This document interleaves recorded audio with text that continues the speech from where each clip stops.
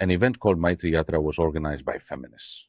Before the event, they carried out extensive campaigns in its favor. Various types of photocards were posted on their page. There was a lot of publicity, and at the event itself, there were all sorts of banners and different kinds of writings being promoted. The messages included things like ensure equal rights for women in society, religious fundamentalism is the enemy of women, trans women are also women, withdraw the army from the hills, and then we all want our share. Such statements were also present. I would like your comments on this matter. Look, regarding the event called Maitri Yatra, we have observed it very closely.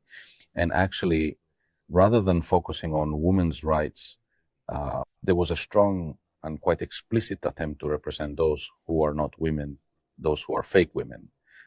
A woman would not want to be physically close to a man. No woman wants that. Now, a man through and through who thinks of himself as a woman, this so-called woman in his mind when he enters among women, but in reality he is a man, it becomes confusing for women. Therefore, if the women who attended knew that among them there were many people mingling who were actually men, just dressed as women, undoubtedly, if they knew this, they would not have come. And if they hear this, they would certainly be angry. So this is a kind of deception towards them. Secondly, in the name of women's rights, the love and sympathy that people have for women as a man, the attempt to take that through what is called transgender, that has happened here to a large extent. Therefore, instead of calling this a women's event, it would not be wrong to say that this is a movement to establish homosexuality and to normalize homosexuality in society. Here, women have only been put at the front, and using them as a front,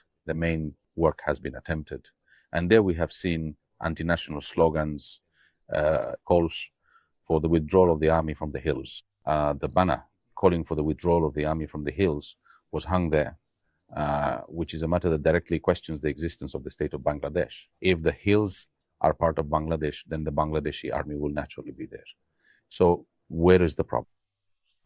The demand for withdrawal that has been raised, it's necessary to examine whether those making this demand are actually a threat to Bangladesh's independence and sovereignty, or if they want to undermine that independence.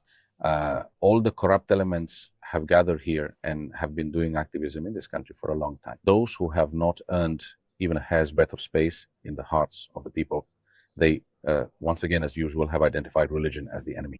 They have tried to stand up against religion, that is, against the war.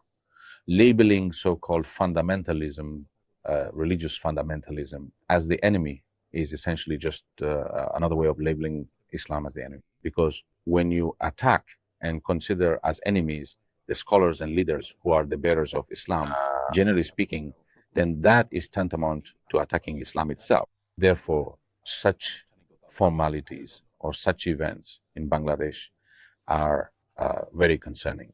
This is for all the religious people of this country.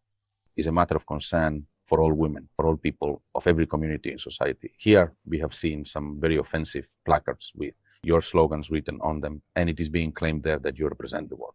It is truly unfortunate. What will our children learn from these events? Surely from such programs, our children will inevitably absorb certain ideas and ways of thinking that are not desirable.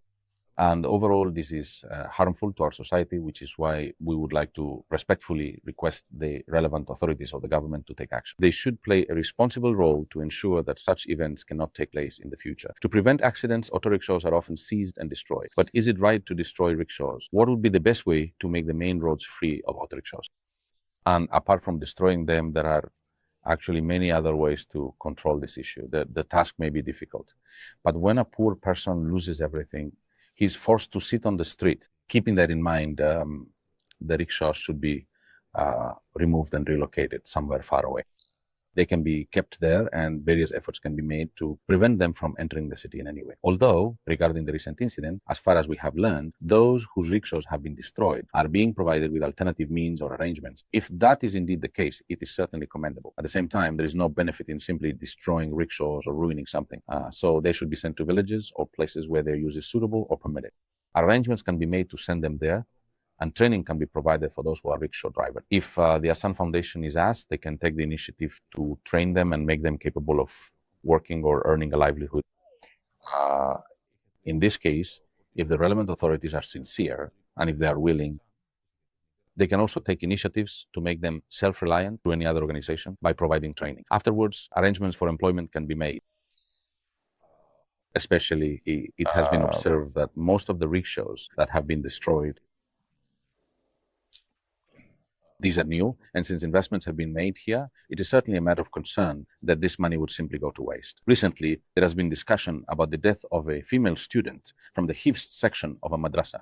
Many believe that her death was caused by excessive beating. Regarding the excessive discipline in madrasas, could you please say something to the authorized madrasa authorities and to the guardians? Say the first thing. It is permitted to discipline children within the boundaries set by Sharia. However, before the age of 10, where there is neither prohibition nor permission regarding disciplining them for prayer, in such cases, physically punishing them for other matters before that age is absolutely reprehensible. Even if discipline is necessary after that, it must remain strictly within the prescribed limits. If it crosses into abuse, that will certainly be considered a crime and a sin.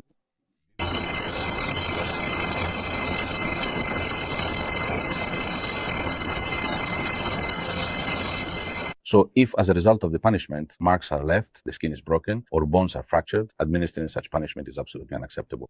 It is certainly wrong and unjust to inflict such punishment under the pretense of imparting knowledge or discipline to a student. Those who run madrasas, mosques, or teach should fear Allah and always keep in mind the boundaries set for the body. Ultimately, for the benefit of the community, everything should be in accordance with the Sunnah.